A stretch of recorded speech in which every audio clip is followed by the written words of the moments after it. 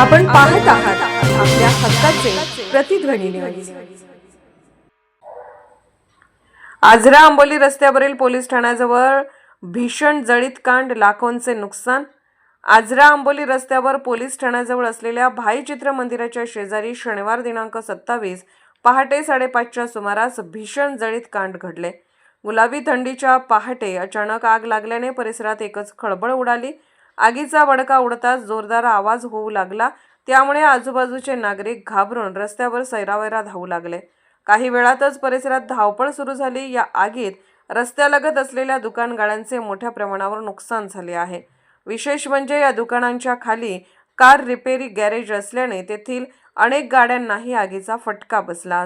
काही वाहनांचे मोठ्या प्रमाणावर नुकसान झाल्याची प्राथमिक माहिती समोर येत आहे।